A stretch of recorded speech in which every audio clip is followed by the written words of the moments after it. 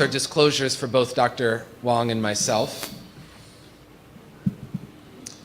And this is a presentation that's supported by Pfizer through the American College of Cardiology.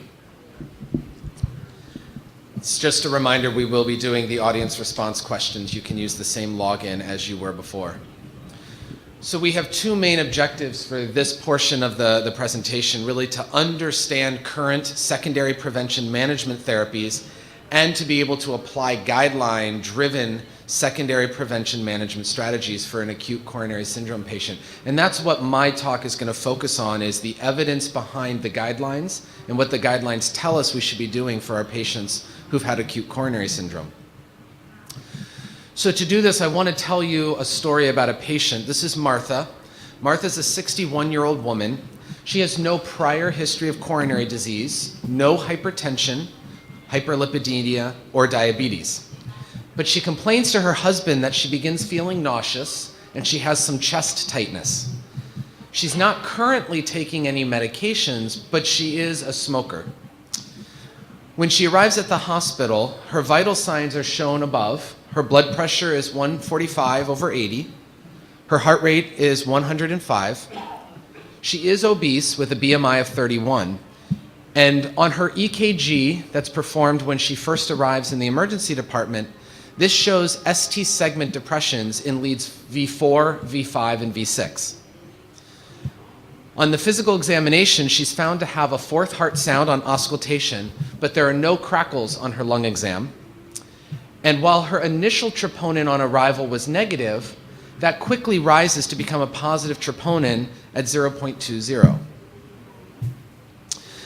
She's taken to the cardiac cath lab for an early invasive strategy, and this is one of the images from her cardiac cath. This is focused on the left circumflex coronary artery. And as you can see here, there's an occlusion in the mid-segment of that left circumflex coronary artery. And I'll highlight that here. There should be a continuation of that artery down here, and you don't see the filling. You see a little bit of filling from some collaterals. We also took a look at her left anterior descending artery. And as you can see here, this looks pretty good. No significant blockages that we see here. Certainly nothing that we think is the culprit vessel. I'll tell you that her right coronary artery also looked good with no major blockages. So a decision was made to place a drug-eluting stent in that left circumflex artery. And here's what it looked like after the stent was placed. Now you can see that vessel looks much bigger, much better blood flow, filling that portion of her heart. Following this, she had an echocardiogram performed, which had an ejection fraction of 35%. And specifically, they commented on inferior posterior severe hypokinesis. She also had lipids performed, and they were notable for a low density lipoprotein, an LDL of 136. She was eventually discharged from the hospital on day 3. So the question that we're going to sort of review the data here is, which of the following would be the best strategy for lipid lowering? And we'll complete this after I review some of the data, so we're going to approach this a little differently than the last talk. But I want you to think about these questions as I go through the next few data slides. At her first follow-up visit in the outpatient clinic, should you recheck her LDL in order to guide the best treatment and then start lipid-lowering therapy according to her LDL? Or B, prior to discharge, should you initiate a statin that you think will lower her LDL by 45 to 55%? C, prior to discharge, should you initiate a statin to achieve a target LDL of less than 100? Or D, prior to discharge, should you initiate a fibrate that could lower her LDL by 10% and perhaps optimize some cardiometabolic risk? So let's review some of the data and then we'll come back.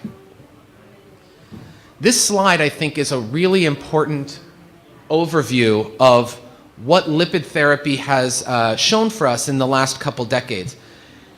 On the bottom in blue, you see many of the trials looking at primary prevention, so use of lipid therapy in patients who've not yet had some sort of a coronary event. But for this purpose, let's focus on the red dots and the red line. And this is really where you see evidence for lower LDL levels, as shown here on the x-axis, associated with lower event rates, shown on the y-axis. Across multiple studies over a couple decades, we have seen that in secondary prevention, so for patients who've had an acute coronary syndrome or known coronary disease, the lower we can achieve an LDL, the lower the chance that they will have a subsequent event, such as a future coronary event. In fact, in a meta-analysis done now more than 10 years ago, we've been able to show that using statins for secondary prevention can achieve significant relative risk reductions. In fact, to reduce major coronary events, we can reduce that by 20%, or an absolute risk reduction of nearly 2.4%. That's a number needed to treat of 30. For every 30 patients who've had an acute coronary event, initiating statins will help to prevent at least one future coronary event. There's also a significant reduction for cerebrovascular events, although the number needed to treat is higher, around 125. You find similar numbers, about a number needed to treat of 37 to prevent a future coronary stent placement or the need for bypass surgery. So using statins in secondary prevention is certainly beneficial. The question, I think, becomes what dose and what statin should we be using? One of the studies that really helped us answer this was the Prove It study. This was a study of little over 4,000 patients who experienced an acute coronary syndrome within the last 10 days. These were all patients who were then randomized to either receive a moderate potency statin, use of pravastatin 40 milligrams, or to receive a high intensity, high potency statin, atorvastatin at 80 milligrams. And what you see here in this figure is that although they all started with relatively similar low density lipoprotein levels at baseline, those who received the high intensity, high potency statin, atorvastatin 80 milligrams, had a much bigger reduction, about a 50% reduction in their LDL level shortly thereafter, by 30 days. And those reductions persisted all the way through the entire trial period. They achieved LDLs that were approximately 62, as compared to patients who were receiving then standard of care, who got LDLs around 95. So we get a much bigger reduction in our LDL. How does this translate into coronary events? Well, this tells us that for all-cause death and for major coronary events, patients who received atorvastatin 80 milligrams had a lower risk of having that all-cause death or coronary event as compared to patients who received pravastatin. In fact, they had about a 16% relative risk, so a significant reduction in future coronary events. This has actually been shown to be very similar to prior work looking at a meta-analysis of intensive statin therapies, where again you see a significant reduction in coronary death or cardiovascular events, coronary death or MI, as well as a reduction in stroke. So using high potency, high intensity statins offer our patients the most benefit and the most protection against future cerebrovascular and cardiovascular events.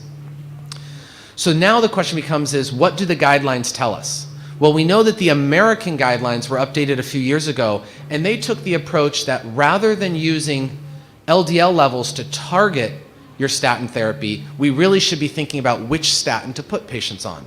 So they specifically recommended that high-intensity statins be given to all patients who have established atherosclerotic cardiovascular disease. So if they have known coronary disease, known cerebral vascular disease, or known peripheral artery disease. They also noted in the American guidelines that higher doses seem to be more beneficial than lower doses. So really, we want to get all of our patients on a high-intensity, high-potency statin, like atorvastatin or rosuvastatin, and we want to maximize the dose, get them on the highest possible dose tolerated. Now, that's slightly different than what the European guidelines tell us. The European guidelines, seen on the right side of the screen, recommend that we use a statin to reflect the LDL goal of a specific patient. So they're still focused on the LDL goal and then using a statin that we think can achieve that goal. And that they recommend that you prescribe a statin to the highest tolerated level based on the patient's specific risk. These are actually, I think, quite similar because in the end, we know that patients who've had coronary events are our highest risk patients, and therefore we should maximize protection by using our highest doses of high potency statins. Okay, so let's come back to that audience response question and let's see if we can choose the answer. So again, at discharge for this patient, how should we be approaching her lipid management? Do we defer until her first follow-up visit, check an LDL, and then prescribe a statin according to the ESC guidelines? B, do we actually initiate a statin to achieve a 45 to 55% reduction in LDL, such as atorvastatin or rosuvastatin at high doses? C, do we initiate a statin for a target LDL of less than 100, maybe thinking a more moderate dose of atorvastatin or use of simvastatin? Or should we choose to use a fibrate and think about optimizing her cardiometabolic risk? So let's see what the answers show. Please take your time and use the audience response. There you go. Let's take a minute or two to let everybody vote.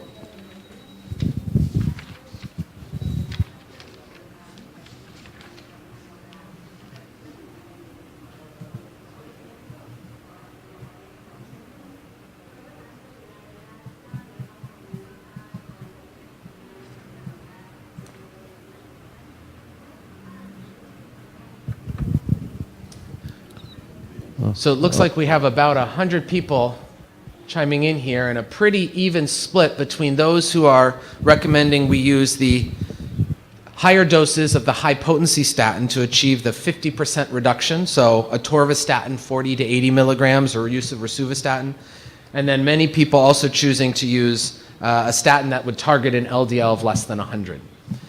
And I think this probably reflects the difference that we see between the American Heart and American College of Cardiology guidelines, where the recommendation really is to use that high potency, high intensity statin, like atorvastatin 80, as we saw in one of the figures. We should expect about a 50% reduction in the LDL, and that would give us the most protection for future events. Versus the European guidelines, which are thinking a little bit more about LDL targets and using a statin that's appropriate. However, I would argue that in any patient, especially a 60-year-old woman who's just had an acute coronary event, use of 20 milligrams of atorvastatin is probably not enough to give her maximum benefit.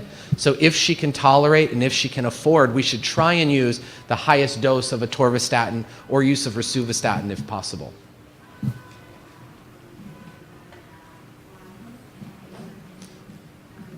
Okay, so let's move to the second piece, and so this is going to be the next question, and again, I'm going to show you the question, we'll review some data, and then we'll come back and answer.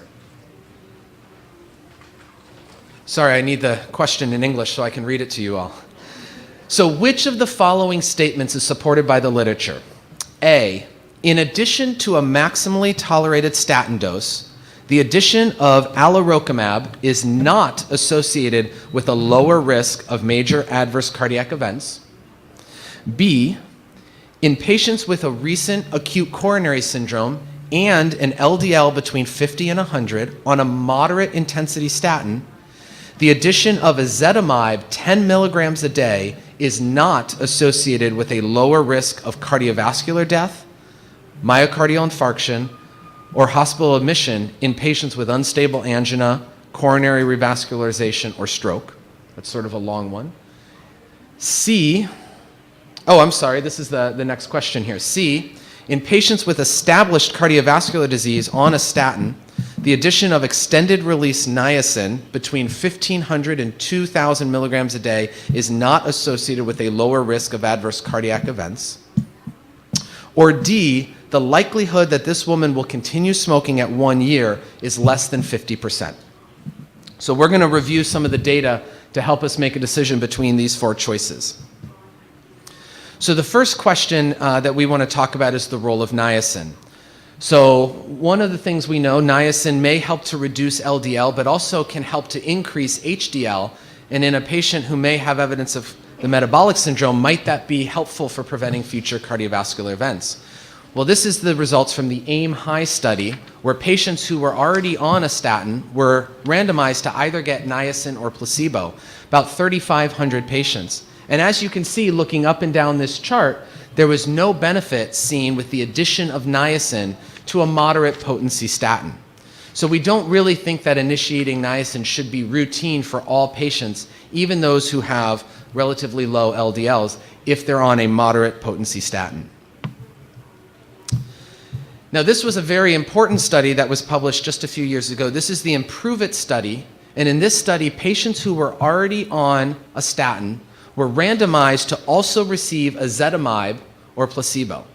And what they found in this study of over 18,000 patients, they were able to reduce the LDL level amongst the patients who received ezetimibe in addition to their statin.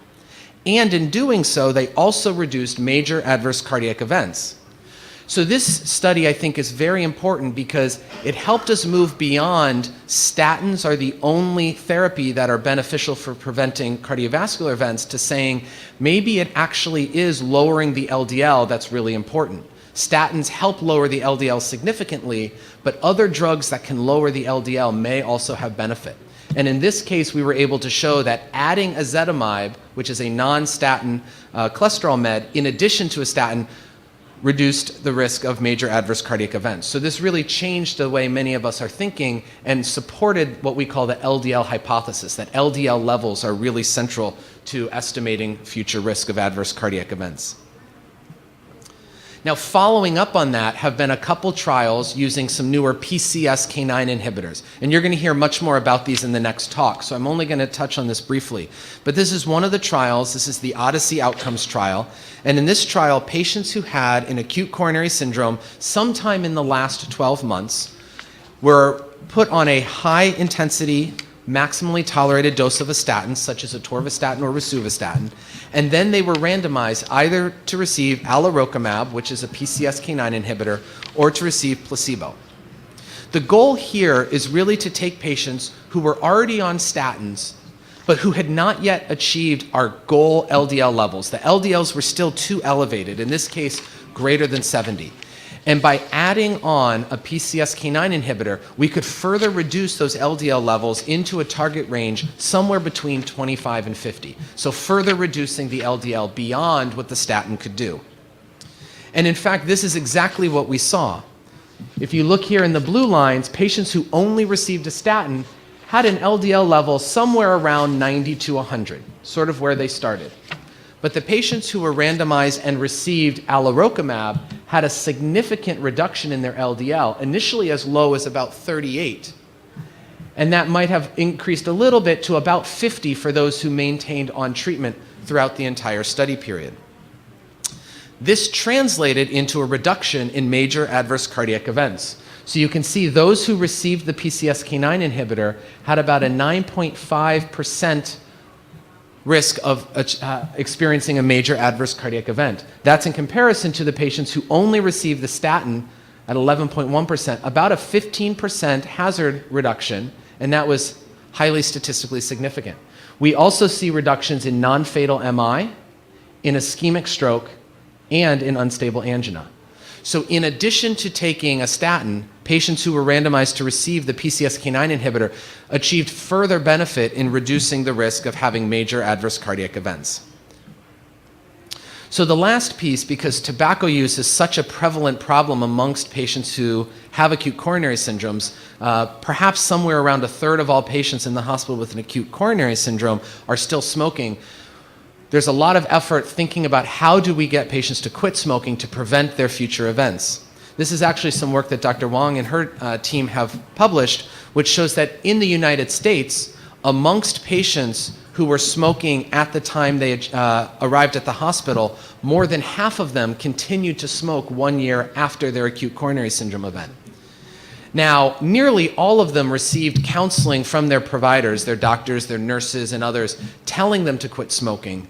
But unfortunately, only 10% of these patients actually received a prescription medication to help them quit smoking. And of the patients who did receive that prescription, the median duration that they used the medicine was only about 4 to 5 weeks for either the prescription medications. So we're really not doing a good job educating our patients and giving them the resources they need to try and quit smoking, even though we know that quitting smoking is significantly important in reducing the risk of future major adverse cardiac events. Okay, so now let's go back to the ARS questions and let's have you punch in your answers. So again, as a reminder, which of the following statements is supported by the literature?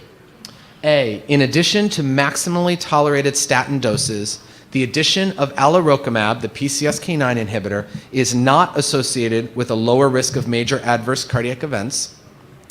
B, in patients with a recent acute coronary syndrome and an LDL between 50 and 100 on a moderate intensity statin, the addition of ezetimibe 10 milligrams a day is not associated with a lower risk of adverse cardiac events.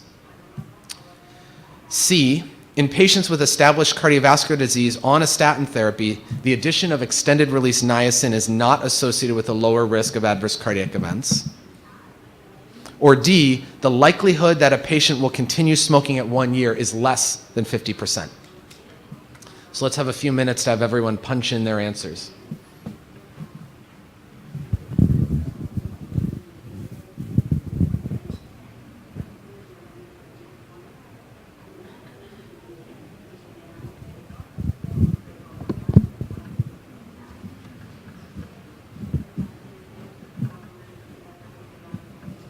I know there are a lot more of you out there who can answer this. We're up to 40 answers so far. We had 100 on the last question. And we have about 1,000 people watching, so by all means, please vote.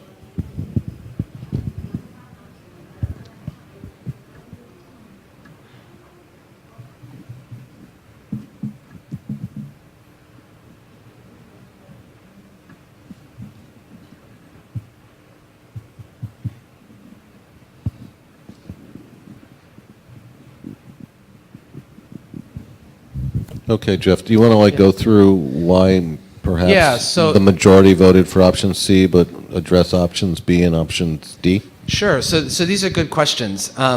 As we saw, so option C is the correct answer here because we know that the addition of niacin to a patient who's already on a statin did not offer any benefit in reducing adverse cardiac events. That was the first slide I showed you in this section. So that's the correct answer here. Option B, which looks at the role of ezetimibe, remember that was from the Improve It study, which was the first study to show that lowering LDL by non-statin therapy, which ezetimibe is, can reduce the risk of adverse cardiac events. And so in that study, patients who were already on a statin who received ezetimibe as well did experience a reduction in major cardiac events. So option B is incorrect because it said that they would not receive any benefit. Option D here, which focuses on smoking, as we saw from Dr. Wong's work, in the US at least, more than half of patients will continue smoking at 1 year. And we really need to do a lot more about giving them the necessary resources and prescription medications to help them stop smoking. So this was not a correct answer since this suggested that fewer than 50% of all patients would quit smoking. So I think really what we're highlighting here in this section is that once you've hit your maximally tolerated dose of a statin, if you need to further reduce the LDL level, ezetimibe can be a nice option because it offers significant benefit. And in addition to that, we really need to focus on getting any of our patients who are currently smoking to quit smoking, not just through counseling, but also through offering them prescription medications and other support to help them quit smoking.